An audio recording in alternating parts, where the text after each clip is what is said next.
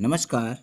मैं प्रहलाद सिंह नेगी, आचार्य पंडित बद्रीदत्त पड़लिया सरस्वती शिशु विद्या मंदिर लामाचौड़, हल्द्वानी, नैनीताल, उत्तराखंड, संकुल लामाचौड़। आज का विषय है विज्ञान। आज हम विज्ञान की शाखा के अंतर्गत अध्ययन करेंगे भौतिक विज्ञान।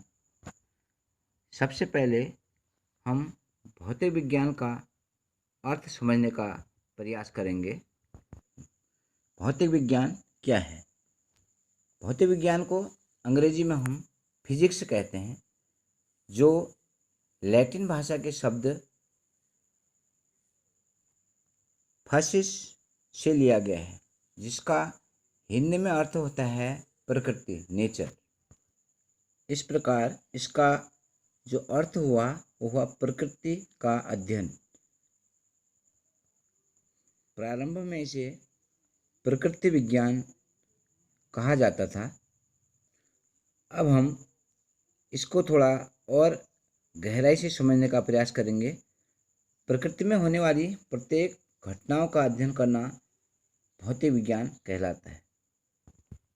या हम कह सकते हैं कि भौतिक विज्ञान के अंतर्गत प्रकृति एवं प्राकृतिक घटनाओं का अध्ययन किया जाता है। भौतिक विज्ञान में हम संपूर्ण ब्रह्मांड को सम्मिलित कर सकते हैं।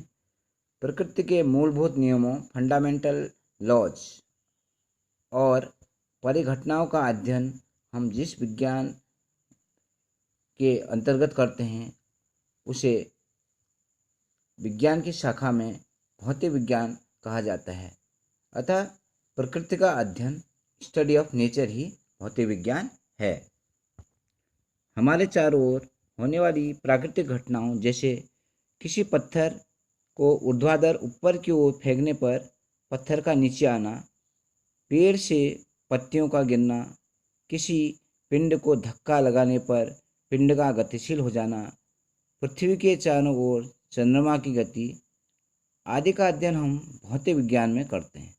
भौतिक विज्ञान में किसी परिघटना के अध्ययन से प्राप्त जो निष्कर्ष होते हैं उनके आधार पर विशिष्ट नियम या सिद्धांत बनाए जाते हैं। अब हम उदाहरण ले लेते हैं। देखिए, उदाहरण के लिए जब किसी पिंड को मान लिया कि एक पत्थर का टुकड़ा है को पृथ्वी तल से ऊपर फेंका जाता है। अगर हम पृथ्वी से उसको ऊपर फेंकते हैं किसी डोरी में बांधने के बाद, तो वह वापस नीचे आता है। इसी आधार पर न्यूटन ने निष्कर्ष निकाला कि इस ब्रह्मांड में प्रत्येक पिंड यानी कि प्रत्येक वस्तु दूसरे पिंड को आकर्षित करती है, जो गुरुत्वाकर्षण का नियम कहलाता है, लॉ ऑफ ग्रेविटेशन कहलाता है। तो प्राकृतिक घटनाएं विशाल पिंडों जैसे पृथ्वी, चंद्रमा आदि से लेकर सूक्ष्म कणों जैसे परमाणु, अणु, ये सभी हो सकते हैं।